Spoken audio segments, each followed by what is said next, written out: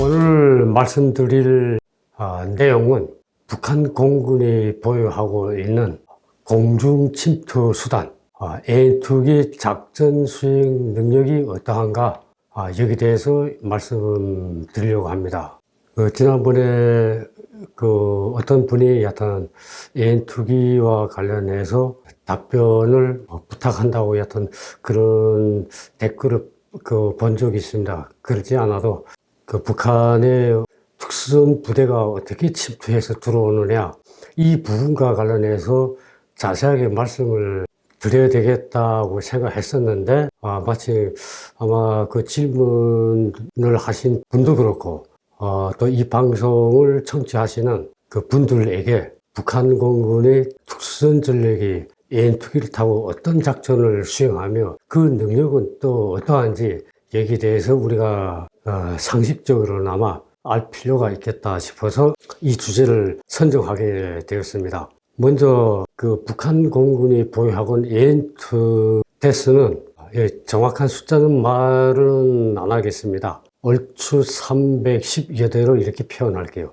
310여 대의 A2기를 북한 공군이 보유하고 있습니다. 그리고 그 A2기를 보유하게 된 근본 목적은 특수전 전력, 특히 그 공군의 항공 육전대라고 이야기하는데 그걸 공군 11 저격여단 그리고 21 저격여단 이 저격여단 이 사람들이 A2기를 타고 1년에 이 사람들이 낙하산 강화 훈련을 한 3번 정도 하는 걸로 알고 있습니다. 이 A2기를 타고 공중 침투를 하는 것이 주 목적이다. 해군 같은 경우는 그 북한 해군의 동해와 서해에 29 해상 저격여단, 63 해상 저격여단, 2개의 저격여단, 공군은 또한 2개의 저격여단, 평안남도 순천 옆에 은산리라고 있어요. 그전에는 김철주 포병군관학교였는데 지금은 오진우 포병군관대학으로 바뀌었더라고요.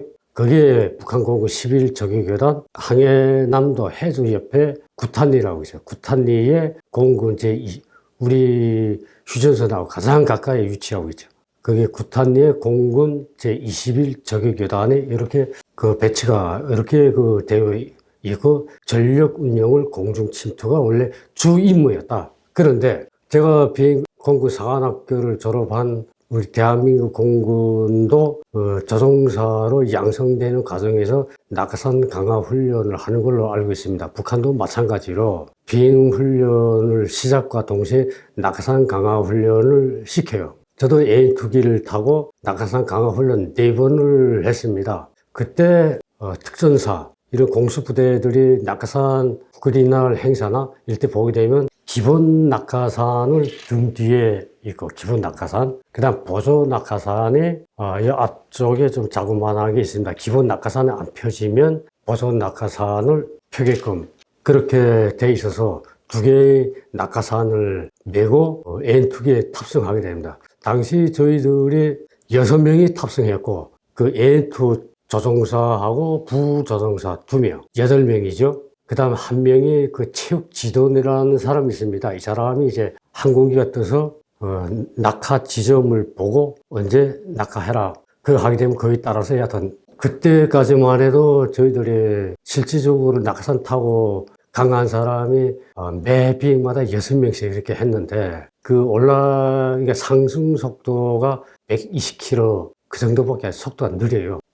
무겁기 때문에 거의 한 사람은 낙하산 무게까지 포함해서 한 120km, 100에서 120km 정도, 120km 정도 되게. 그렇게 예상을 해본다면, 그때는 그래도 이 A2 그 엔진이 한 개이거든요. 그 하나의 엔진 가지고 올라가는데 너무 힘들게 올라간다는 그런 느낌이 많이 좀 느꼈어요.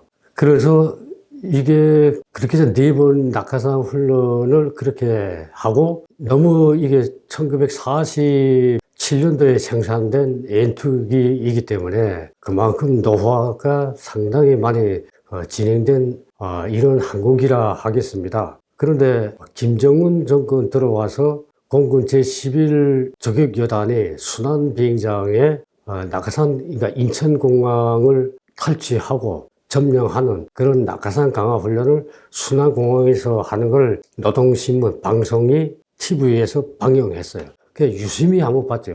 도대체 몇 명이 낙하하는지 봤더니 5명밖에 뛰어 못 내리더라고요. 84년도에 6명이었는데 5명으로 줄어들었어요. 그러니까 줄어들었다는 것은 그만큼 낙하산을 메고 거기에 무장을 한 상태이기 때문에 아마 엄청 더 무게가 많이 나가지 않았을까. 그래서 이제 성능이 노화가 심화됐기 때문에 5명밖에 침투 못한다. 근데 우리 북한 공군을 평가하는 전투소열이 보게 되면 그게 저격이란 특수전 전력이 침투에 들어올 때 무장이 박격포나 그 다음에 여러 가지 실탄 이런 것들을 가지고 침투를 한다. 저는 그게 불가능하다고 생각됩니다. 5명 개인 화기 가지고도 5명밖에 못 하는데 AN2개 뭐 312여 대를 보유하고 있다고 하더라도 5명밖에 침투를 못 시키는데 거기에 박격포를 싣는다는 건 저는 아마 뜨지도 못할 거예요. 그 침투 수단으로서는 AN2기로 하는 거는 가능성은 있지만 북한의 기본 전술로서는 매우 부적합한 이런 침투 전술이 아닌가, 여하튼 그렇게 그 생각이 됩니다. 대신 그 AN2기 위성 사진을 보게 되면 AN2기가 위치한 곽산, 연포, 장진, 그리고 총 4곳이 있어요. 4곳이 있는데 여기에 있는 그 AN2기들이 실질적으로 작전 수행에 있어서 침투를 하기에는 상당히 부적합하다. 그러면 대신 뭘로 그럼 침투하느냐? 제가 지난번 시간에도 말씀드렸지만은 북한이 전략 전술에서 핵심이 배합 전법이다. AN2기는 실질적으로 침투해서 날아 들어오게 되면 AN2 자체가 복격기로 되어 있습니다. 아래 위 날개로 복격기를 하는데 제일 밑에 있는 날개가 알루미늄으로 되어 있는데 가솔린도 휘발성이 아주 강한 고급 휘발유를 사용합니다. 보통 승용차에 들어가는 것보다도 월등히 휘발성이 강한 그런 거를 연료를 사용하고 있고, 그 다음에 제일 위에 있는 날개에는 아무것도 없어요. 그래서 AN2기가 침투해서 들어온다 하게 되면 미사일 가지고 요격할 필요는 저는 전혀 없다고 생각됩니다. 개인 자동 화기 가지고도 AK 소총 같은 경우도 5발에 1발씩은 예강탄이라는 게 있습니다. 그 영화에서도 가끔씩 나오지만은 야간에 그 교전하게 되면 불빛이 번쩍번쩍 하면서 나가는 것들이 많이 보이죠. 그게 예강탄인데 그 불줄기를 보고 표적에 정확하게 명중이 되는지 확인하고 사격하게 되는 거죠. 아마 우리 한국도 그러지 않을까 이런 생각이 드는데 개인 하기에 위해서도 쉽게 AN2기가 화재에 휩쓸리게 하고 격추시킬 수가 있다. 그보다 조금 더 우리 20mm 발칸, 20mm 발칸인 포 가지고 사게 되면 벌집 쑤셔놓듯이 그냥 AN2기는 공군이 요격하는 것보다도 우리 대한민국 육군이 지상에서 육군이 보유하고 있는 아직 대공포까지는 안 들어가더라도 발칸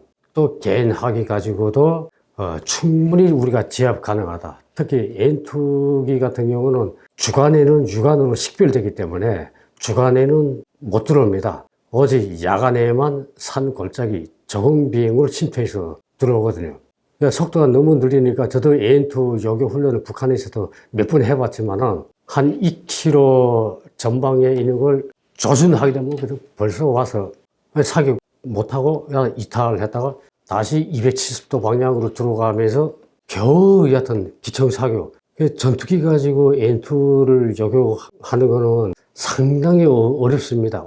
어렵기 때문에 지상에서 AN2기가 속도가 느리기 때문에 지상 개인 하기 가지고 요격하는 것이 오히려 더 현명한 판단 아닐까 이렇게 생각되고, 그렇다면 공군 저격여단이 어떻게 침투해 들어오냐. 제가 이야기했듯이 백령도를 북한의 상선 내지는 고기잡이 어선으로 위장해서 들을 가능성이 상당히 농후하다고 말씀드렸지만은 마찬가지입니다. 바다로 침투해 들어온 것이 가장 안전하고, 그것도 고기잡이 어선 이거 타고 들어올 때는 한계 중대 병력도 가능하고, 그 배 밑창에 중화기 또는 박격포까지도 싣고 얼마든지 침투가 가능하고, 안전하게 여하튼 우리 한국에 침투할 수 있는 것이 해상으로부터의 침투다. 해상으로 들어올 때는 많은 인원과 중장비를 동반해서 침투가 용이하기 때문에 우리 NLL에 접근하는 그 어떤 북한 어선이나 상선 무조건 그래서 바다에서 격침시켜버려야 된다. 북한의 기본 전술이 배합 전술이기 때문에 그 해상으로 침투해서 우리 그 96년 강릉 잠수함이 그때 9월 18일 날 안인진리로 상륙했을 때 우리가 얼마나 많은 병력이 동원돼서 그 소탕 작전에 얼마나 많은 병력이 동원돼 작전 수행을 못하는 거죠. 특히 공군 같은 경우는 공군 저격 여단이 침투해서 들어올 시에 상당히 작전 수행에 어려움을 겪게 된다. 그래서 우리가 보유하고 있는 F-35, F-15, F-16 등등 여러 가지 고가 자산의 전투기들을 우리 한국 공군이 북한보다도 월등히 압도적으로 전력을 보유하고 있지만 이런 전력들이 충분히 자기 능력을 발휘하려고 한다면 기지 방어가 그렇게 중요하다. 그걸 제가 지난번에도 강조했지만은 기지 방어부터 안전하고 완벽해야 그래야 우리가 안전하게 작전을 지속적으로 수행할 수 있다. 바다로 침투해서 들어오기 때문에 우리 해안 방어나 해상으로 들어오는 적을 우리가 잘 막아내야 된다. 그 중에서 하나 예를 든다면 1950년 9월 15일 월미도 인천 상륙작전 메가더 장군이 성공적으로 이끌었고 9월 28일 수도 서울이 수복되는 우리 6.25 전쟁사를 통해서도 볼 수 있듯이 그냥 서해안으로 상륙할 때 그냥 상륙하는 건 아니잖아요. 밀물과 썰물, 그 북한에서 조수 간만차, 그 9월 12일 날 월미도부터 상륙이 시작됐죠. 6.25 때. 9월 10일부터 해서 9월 15일 날 완전히 상륙 작전이 이루어졌는데 그때는 달의 영향을 이 바닷물이 받고 있기 때문에 그 한 문날, 두 문날, 세 문날 이렇게 쭉 했어요. 근데 무수 때는 3일 동안 바닷물이 안 나갑니다. 그때 이제 우리도 한강 하구에서 바닷물이 들어와서 이 무수 때는 3일 동안 물이 안 빠진 때에 장마가 시작돼서 할 때는 서울시도 상당히 이 물난리 때문에 박정희 대통령이 여하튼 지산 치수를 잘 했기 때문에 산에 나무가 많기 때문에 그 산에서 물을 또 흡수하기도 하고 또 치수, 이 물관리를 또 잘하기 때문에 잘 또 빠져나갈 수 있도록 한강 관리를 잘해서 큰 그런 물난리 피해는 보지 않지만은 여하튼 물이 들어왔을 때 상륙이 가능하다. 이 밑바닥이 서해 바다는 대륙붕으로 이어져 있습니다. 대륙붕으로 이어졌기 때문에 자갈 그리고 뻘, 모래보다는 뻘 이런 것들이 많이 깔려 있죠. 그래서 우리 꼬막 조개나 할 때는 그 뻘에서 자라는 조개이기 때문에 모래 같은 이런 것들이 칼국수나 뭐나 이렇게 먹을 때 보면 많이 씹히는 때가 있죠. 그래서 여하튼 뻘에서 자라는 조개 특성이 그렇고 거기에 이 바다하고 대양하고 바다의 차이점은 뭐냐면 대양은 물 깊이가 4,000m 이상이 돼야 되고 조류, 물온도 이런 단일 체계를 구성하고 있는 수역 이거를 대양이라고 이야기하고 있고 바다는 대양에서 생긴 것이 전달돼서 육지 깊숙이 들어갔거나 섬 만들러 둘러싸여 있는 수역 이걸 바다라고 이야기합니다. 그래서 바다도 먼 바다, 가까운 바다, 깊은 바다, 얕은 바다 이렇게 구분하지요. 20에서 37마일 기준으로 그보다 먼 데는 먼 바다, 가까운 바다 안쪽으로 물 깊이는 200m로 기준으로 200m보다 깊은 데는 깊은 바다, 얕은 바다 그리고 이 달의 영향에 의해서 이 조수 간만차 이게 또 발생도 하고 영향을 많이 받는데 지구 자전 현상 때문에 중국보다도 우리 한국이 서해 바다가 조수 간만차가 더 큽니다. 왜? 지구 자전 현상 때문에 그렇죠. 그래서 우리나라에서 조수 간만차가 가장 큰 지역이 아산만에 11.02m. 그 다음에 6.25 때 인천 앞바다 상륙작전 당시에 조수 간만차 무수 때 3일 동안 물이 안 나가 있을 때 그게 10.7, 10.8 요 정도 이렇게 됩니다. 그 뻘이 우리 한국에서는 어업에 종사하는 이런 사람들이 바다에 보게 되면 고기 잡으려는 그물망들을 많이 설치를 해놨죠. 물이 빠져나가면 보통 한 7, 8m 정도, 어떤 데는 한 10m짜리 이 장대를 세우고 그물망들을 이렇게 하는 걸 우리가 조개 잡으러 나갔던 분들 아마 볼 수 있을 거예요. 그래서 그 뻘이기 때문에 북한의 그 상륙에서 들어오려면 반드시 물이 들어와야 공기 부양정 타고 들어오든 어선 타고 들어오든 침투해서 들어오든 물이 있어야만 가능하다. 그래서 제 개인 생각으로는 이런 서해안 바다 같은 경우는 북한의 잠수함 전력의 활동이 그렇게 많지 못합니다. 침투하는데 상당히 제약 요소가 많기 때문에 잠수함이 들어오려면 밑에 모래가 돼 있어요. 한 2km, 마일로 보자면 거의 한 4마일, 한 3.8마일 정도. 거기에 모래에 안착이 돼서 거기에서 특수부대 요원들을 침투를 이렇게 시키거든요. 근데 서해 바다는 물살이 빠르기 때문에 뻘이나 자갈이 있는 거기에 잠수함이 그렇게 앉지를 못해요. 밀어나가기 때문에. 그래서 반드시 모래를 해야 된다. 그래서 서해 바다 같은 경우는 이런 고기잡이나 조개류, 이런 것들을 양식장이나 이런 것들을 많이 설치하게 되면 평상시에는 우리 어민들의 생업에 상당히 도움이 되고 유사시, 전시에는 북한으로부터 해안을 방어를 하는데 상당히 큰 도움이 되지 않을까. 잠수함을 들어오려고 해도 그 잠수함 스크류가 그물에 걸릴 때는 꼼짝 못하게 발각도 되고 작전 수행이 불가능해지죠. 96년도 잠수함이 들어왔을 때는 그 스크류가 뒤로 들어오다가 바위짬에 걸려가지고 실패했지만은 98년도에 잠수성이 또 들어왔잖아요. 그때 꽁치잡이 그물을 동해 바다에 이렇게 설치를 했기 때문에 꽁치잡이 그물에 98년도 그때 스크류가 걸려가지고 잠수성을 납포를 한 이런 전례도 있습니다. 따라서 서해 바다로 침투해서 들어오는 하는 개인적으로는 그물, 생업을 위한, 어업을 하시는 분들이 생업을 위한 이런 그물망들을 많이 하면 할수록 우리 해안 방어에도 큰 도움이 되지 않을까 그런 생각이 듭니다. 유일하게 서해 바다로 침투해 들어올 수 있는 지역으로 이게 본다면 군산 앞바다 조수 간만차가 7.7m예요. 그 밑에 조금만 내려가면 하평만이래요. 하평만에서 조수 간만차가 5.9m. 그리고 목포 앞바다가 4.3m. 그 다음 부산 앞바다에서는 조수 간만차가 1.4m. 영일만에서는 0.2m고, 그 다음 주문진 앞바다에서는 0.4m.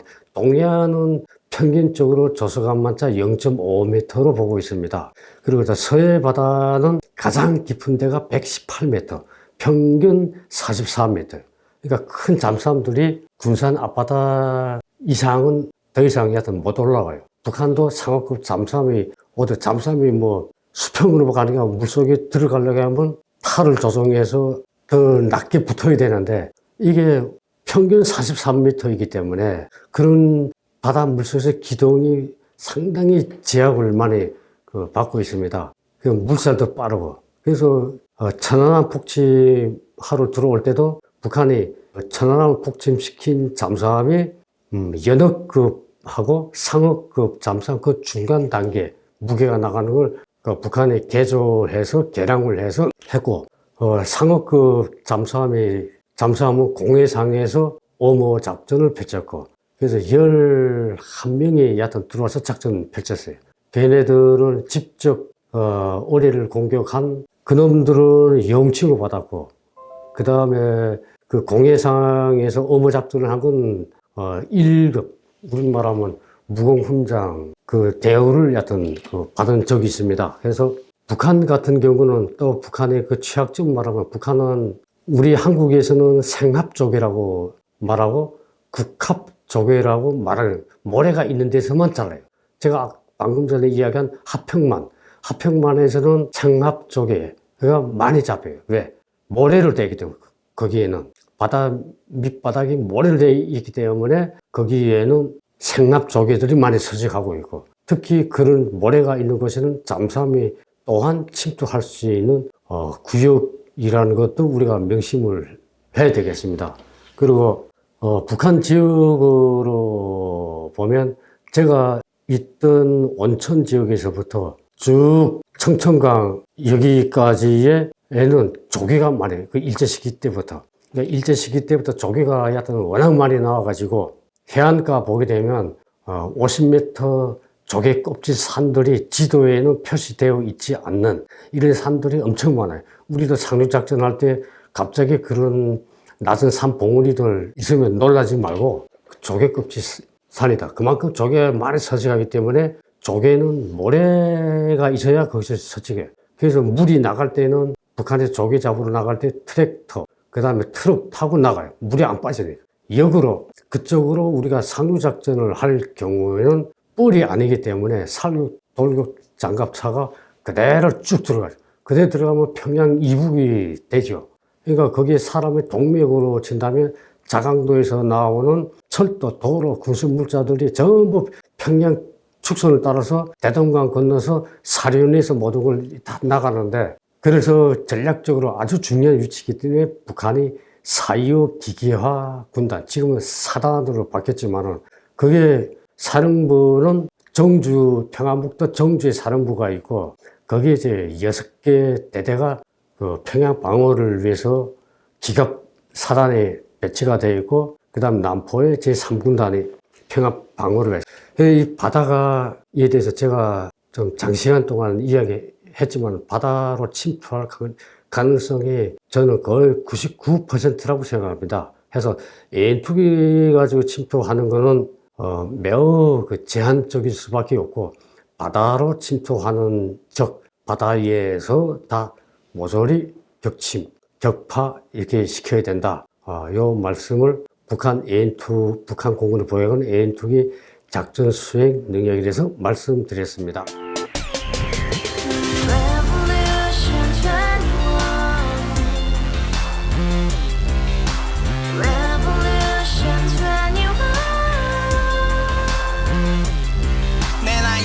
월세 30 코인빚만 300 서울에 온 지 벌써 10년 아둥바둥 버텼지만 여전히 난 반지 하에 제왕 곰팡이 연문제약 내비랭 깡통 망통 완전히 폭망 고시원 창문만큼 작아진 내 꿈 연애 결혼 내 집 모든 게 헛꿈 1년 전 떠난 여친 울며 말했지 같이 써봤자 평생 가본 게 꼭꼭꼭하지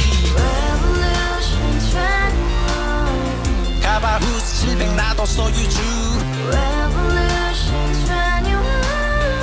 가바후스 700 나의 소주 택시기사 우라부지 마트 캐셔 울어무니 우리 집안 다 털어봤자 후줄 그래 개선민 내미래 거기서 팍 끝난 거지 팍 더 이상 노력 따윈 괴물이 스펙 찾아서 말리 비오는 날 알바 잘려 맨날 학원 날 개쳐 발려 밤비 내리는 양화대교 홀로 걷고 있을 때 현수막에 아로 새겨진 평당 700짜리 아파트 다같이 소리 질러 혁명 21 가바후스 700 나도 소유주 가바후스 700 나의 소주 Together in the house, brand new day, and your dream had just begun. Revolution 21, only open up and this.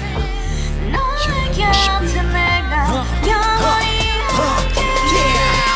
지금까지 정치인들 입만 열면 찝찝찝 개소리 멍멍멍 쳤다 하면 뻥 잘난 부모 만나 잘난 학교 나오면 뭐 하나 우동살이 꽉 찬 대가리 깡통 소리 통통